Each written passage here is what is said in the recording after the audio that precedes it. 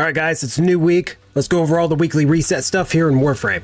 First things first, we have Archon Boris, so we got a chance to get a blue shard this week. Clem. And it looks like the first mission is a mobile defense.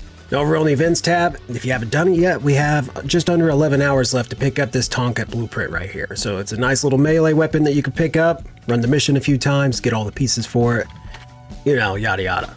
Then over here on the soy kit, we have Mesa, Chroma, and Atlas available for the regular path of circuit. So if you don't have any of these guys, you can pick up one of those. Now if we go over here to steel path, we have for the Incarnon adapters the and Brunt, the Soma, the Vasto, Nami, and the Burston Incarnon adapters, all available right now. And then as always, scrolling over, it gives you some Riven mods and some Kuva, rifle, pistol, melee, or 20,000 Kuva. You can pick those. And then if we come up here and stare down Teshin, we can see what we have in the Steel Path Honors. We have the option to pick up 50,000 Kuva this week for, what, 55 Steel Essence? So that's there if you want it. 55,000 or 50,000 Kuva for 55 Steel Essence and all the normal stuff. And then here at the back of your dormer zone, we have this creepy lady who always tries to sell you stuff. So if we go to Browse Wares, we can get, looks like a melee Riven mod for this week. Excellent Warframe adapter. We have 5,000 Kuva, Orcan Catalyst, and a Forma blueprint, and that looks like that's about it for this week. All the same old. Then we come over here to the Sanctum and talk to Bird 3 and go to Shiny Treasures. He has a blue shard for sale for 30,000 standing. I don't have enough standing, so I can't get it just yet.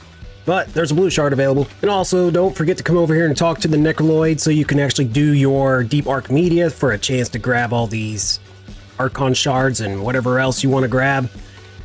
Those are available also. Then also along those lines, if you come over here to talk to Kaya here in the Halvania setup, you can actually do the Temporal Archimedia and have a chance to get more Archon shards. That's what I'm always going for. I think that's usually what everybody's going for, except for Omniforma blueprints. Those are nice to have too. Then while we're at it, might as well check out the PC and see what the rewards are for completing these missions here. So we can get 2,000 Kuva or an Arcane here for the first reward. The second reward on this page is 2 Arcanes or Vosphor, 200 Vosphor. On page 2, we have the chance of a Riven mod or a melee Arcane adapter. And then the last gift on this page is a 3-day resource drop chance booster or an Orcan Catalyst blueprint. And then the last page, we have a chance to get a Topaz Archon shard or 2 Arcanes. And we also have for the very last reward, 2,000 Kuva and a Forma blueprint or a Forma blueprint. So you got those options to choose from there. And then if we also go ahead and check in with Eleanor so we can see what the Coda weapons are, we still have 20 hours to grab the Coda Bass Assist, or Base Assist, whatever you want to call it. Toxin 42%, we have the Cost Assist at Electricity 43%.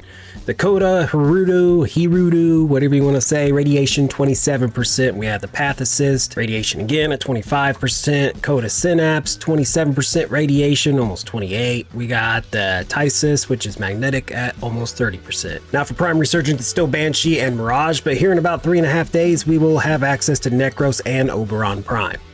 And then here with Nora, let's go over and see the aura mods that she has available, or weapons. Let's see what we got here. We got Steel Charge. That's a good pickup if you don't have that yet. Melee damage. We have Dreamer's Bond, which is a waste. Everybody should have that after the first junction. We have this Jaw Sword Blueprint, Heat Dagger Blueprint, and the Heat Sword Blueprint available. And that looks like that's it for the aura mods and weapons for this week with Nora.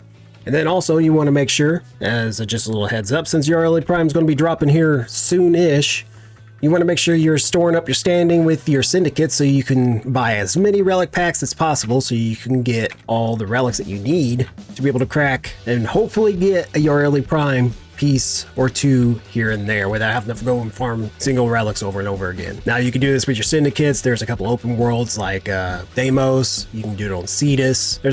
And Fortuna too.